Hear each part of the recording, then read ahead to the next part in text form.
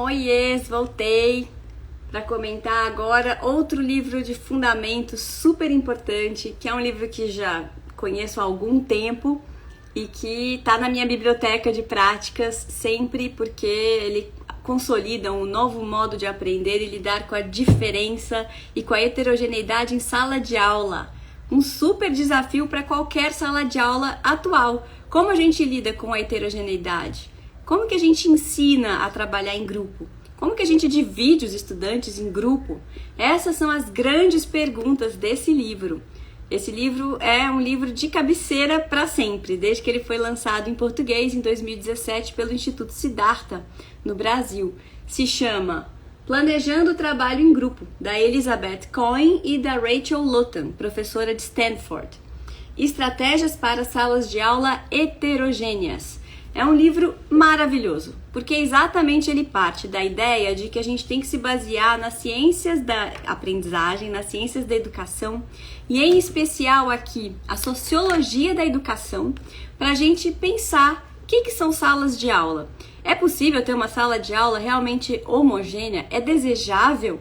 Ou o heterogêneo é que é o mais esperado, o mais comum? E como que a gente usa esse heterogêneo, como a gente lida com o heterogêneo dos nossos alunos para facilitar, aprofundar e promover a aprendizagem. As autoras organizam aqui, o livro é bem grande, bem cheio de partes, tá? Ele tem 12 capítulos, mais dois apêndices, e ele traz muitos fundamentos porque essas duas autoras, né, a Elizabeth Cohen já é falecida, a Rachel Luton ainda é professora em Stanford. Elas desenvolveram o laboratório, em inglês é o laboratório da instrução complexa, da Complex Instruction.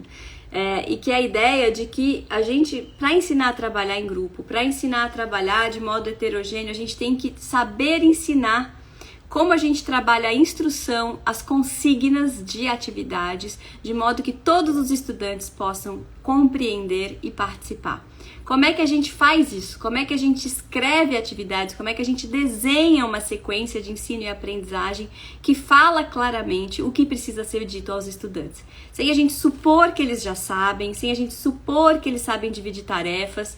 Então, como é que a gente tem uma prática de instruções mais clara e entende claramente como que a gente pode diferenciar metodologias, um momento mais instrucional, um momento mais mão na massa de trabalho em grupo, um momento de compartilhamento, um momento de fechamento conceitual e teórico e um momento de balanço ou avaliação das aprendizagens. O que a gente sabia antes, o que a gente sabe agora. Então, a modulação disso no tempo é muito decisiva. A Alessandra está aqui compartilhando conosco que adora o livro e tem explorado ele com os coordenadores pedagógicos. Ale, vou até te chamar para entrar aqui daqui a pouquinho, tá? Vou deixar aqui já o convite para você. Nossa, que é super legal ouvir a experiência. Vou só dar uma mini resenhada nos temas do livro. Então, o trabalho em grupo como estratégia pedagógica. O que significa pensar o que é trabalhar em grupo? Qual é o poder dos princípios do trabalho em grupo? Como que a gente usa o trabalho em grupo na pesquisa? E quão verdadeiros são esses princípios no sentido da prática pedagógica? Depois, por que trabalhar em grupo? Capítulo 2. Objetivos intelectuais, objetivos sociais de trabalhar em grupo. O que a gente aprende intelectualmente quando trabalha em grupo? O que a gente aprende de compartilhamento e de prática social? Provocando melhorias na gestão da sala de aula e promovendo equidade em salas de aula heterogêneas. Depois, capítulo 3, o dilema do trabalho em grupo, comportamento de grupos orientados por tarefas, expectativas e a profecia do autorrealizável, desvantagens educacionais da dominância e da desigualdade. Aqui ela vai ensinar muito sobre a questão dos perfis dos estudantes. Perfis mais extrovertidos, perfis mais tímidos, como que a gente lida com essa heterogeneidade, como que a gente lida com o perfil dos estudantes e define tarefas claras para esses desenhos de grupos heterogêneos, para que todos possam trabalhar e compreender tarefas.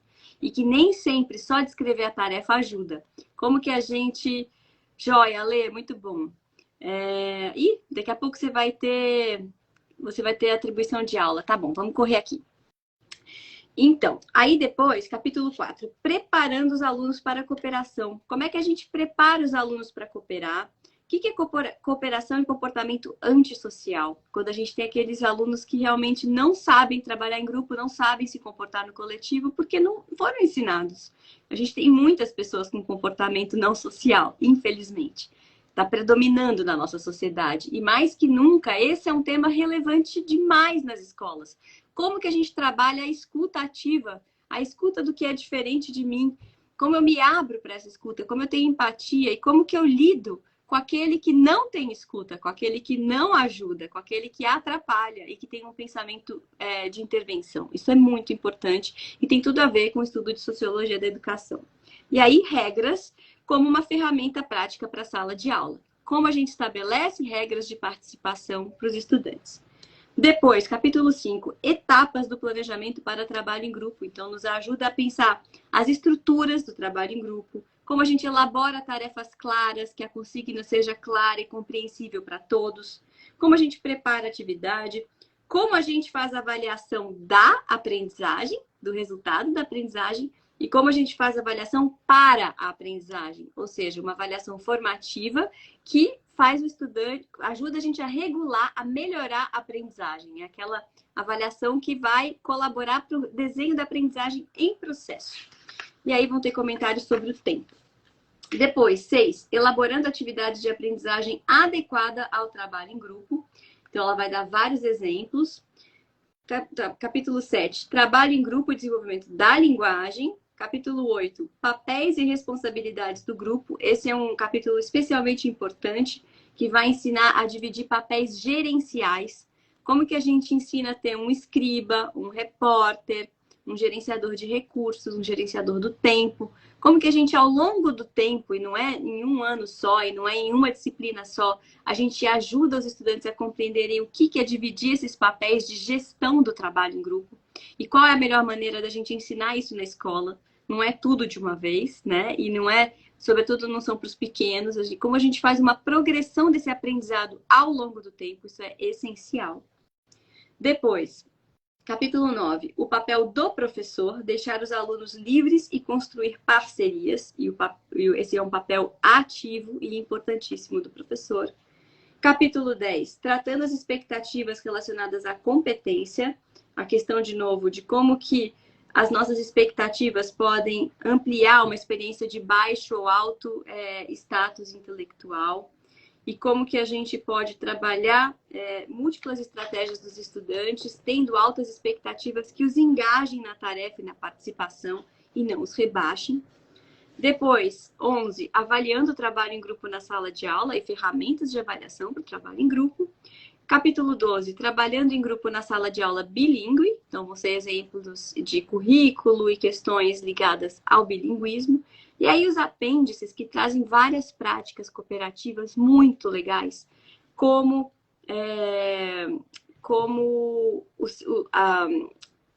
o trabalho de divisão dos círculos, né? De fazer uma experimentação de círculos partidos em frações, que a gente faz uma atividade silenciosa, exatamente para fomentar a escuta ativa e a leitura atenta, mesmo com o não verbal, que é super importante para preparar as disposições dos estudantes para o trabalho em grupo. E também tem o foguete de 7 estágios, que daí é um desafio super legal, que dá para fazer em qualquer sala de aula. Acho que a partir do sexto ano já dá, adultos para sempre, que é um dilema, um problema que tem que ser resolvido. E para resolver esse problema, tem 4 estágios de escuta, que você tem que escutar muito antes de falar, para garantir que todos falem e encontrem uma solução. E é, assim, uma prática que gera muito debate, muita polêmica, é super legal. E todo mundo realmente aprende a pensar de maneira compartilhada o que é um dilema. Puxa, eu estou aqui esperando que vocês possam participar da live, que vocês possam entrar. A Lê foi carregar o celular, que ela disse que trabalha muito com esse livro em todas as salas de aula dela e trabalha com coordenadores pedagógicos. Então, se alguém quiser entrar para comentar este livro comigo, suas práticas, ou o primeiro livro que eu já comentei, é Assim que a gente aprende, do Stanislas Dehaene, pode entrar aqui. Um é de fundamentos de como a gente aprende, o que a gente já sabe hoje sobre as ciências da aprendizagem, como que o cérebro funciona.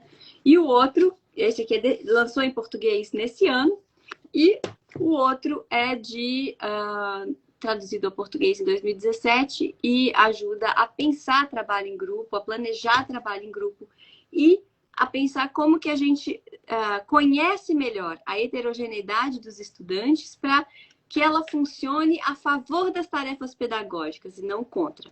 Como ela pode nos apoiar a desenvolver atividades mais desafiadoras, mais engajantes, em que a gente componha bem grupos entre os extrovertidos e os tímidos, para que todos possam aprender, falar e se desafiar, e se sentirem desafiados e com vontade de participar e trabalhar em sala de aula. Então, deixo aqui mais uns instantes, vocês quererem participar comigo, para comentar práticas, deixarem perguntas, comentários sobre esses livros. E aí eu vou gravando de pouquinho, né? Outros comentários sobre os livros. Aproveito para dizer que o nosso livro de aprendizagens visíveis em breve vai ter nesse nosso espaço aqui um grupo de estudos aberto sobre ele. Então a gente vai trazer vídeos que vão aos poucos trazer os resumos de cada capítulo e aí a gente vai ter um espaço para debate e discussão do livro aqui com vocês e todo mundo que quiser participar. Vai ser um grupo de estudos aberto. Então é isso, gente. Estou esperando vocês colocarem aqui suas ideias, suas perguntas para a gente comentar e depois a gente vai gravando mais comentários de mais livros. A ideia é essa, que o professor sempre tem que ser esse eterno pesquisador, estudante, né? Que está sempre buscando novas informações e atualizações pedagógicas. A gente tem trabalhado muito com as ciências da aprendizagem, que é um campo vasto entre a pedagogia, a sociologia da educação, as neurociências, a antropologia.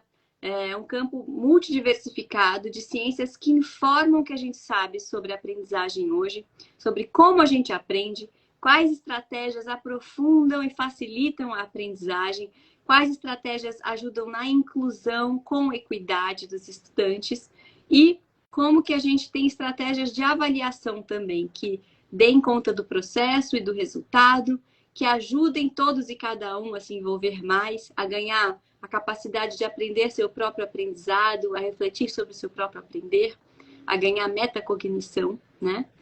E como a gente aos poucos vai favorecendo uma prática mais de personalização, que a gente possa ajudar que todos e cada um dos estudantes se conheça melhor e possa modular seus desafios e buscar novos desafios ao longo da escolaridade. Como que a gente pode, aos poucos, ser como o professor John Hattie fala, né?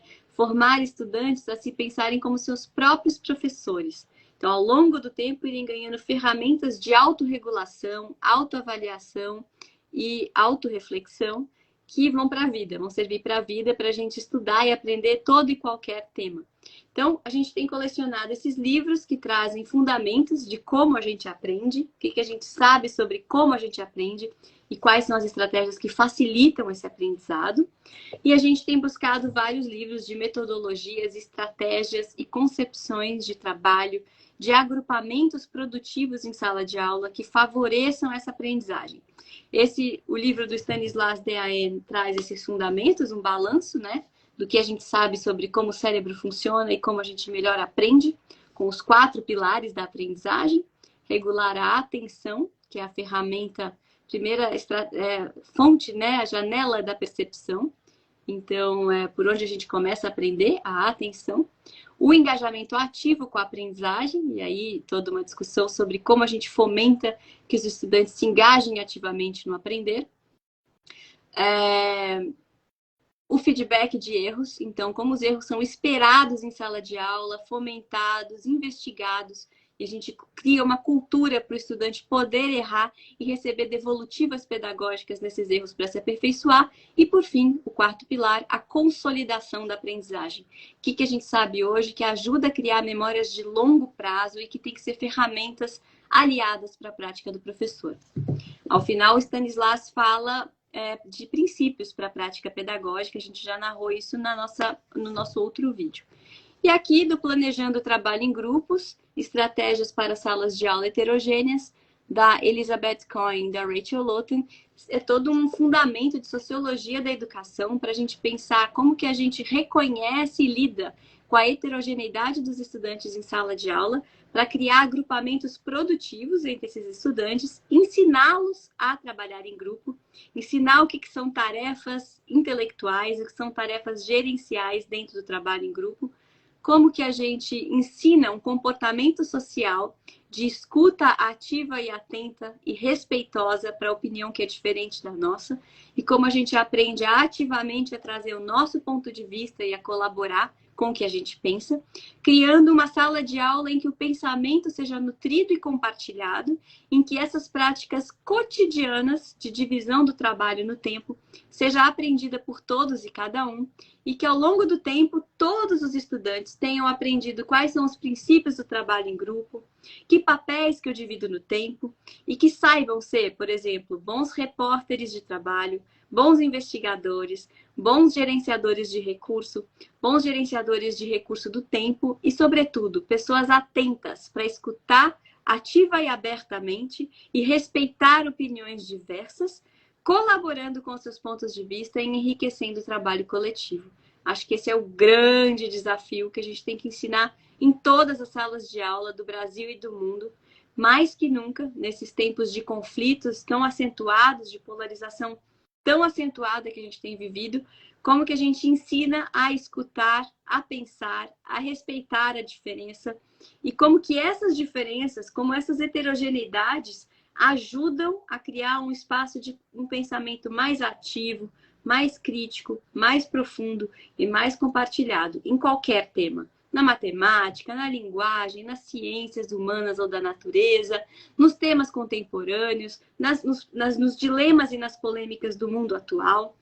E, sobretudo, convocando a todos e cada um a se engajar numa luta contra as injustiças sociais, pela equidade e pela inclusão. Então, que todo mundo possa fazer parte, que tenha equidade, que cada um possa receber ajudas diferentes de acordo com sua necessidade, para que a gente não só tenha oportunidades comuns na largada, mas também a gente possa chegar em resultados comuns, que todo mundo possa participar. E por isso é super importante a gente também lidar com a educação antirracista e pensar o racismo estrutural da sociedade brasileira. E aí eu vou fazer campanha aqui para que todo mundo vá assistir a próxima live que a Neurociência e Educação divulgou na rede de educação, que é justamente com 4 participantes hoje discutindo como fazer uma educação antirracista e por que isso é tão importante no Brasil hoje. Para ajudar todo mundo a participar e aprender melhor, e para a gente não só dizer que a gente não é racista e não atuar, não é suficiente, mas para a gente ter ações que no cotidiano, que no currículo, que nas escolhas dos temas, permita que a gente trabalhe de maneira antirracista e promovendo a equidade racial no nosso país. Eu vou ficar por aqui e vou recomendar que todo mundo vá na live que eu divulguei na Ativedu para prestigiar esse tema tão urgente e importante no Brasil, que é a educação antirracista. Beijo a todos! Até semana que vem, com mais livros.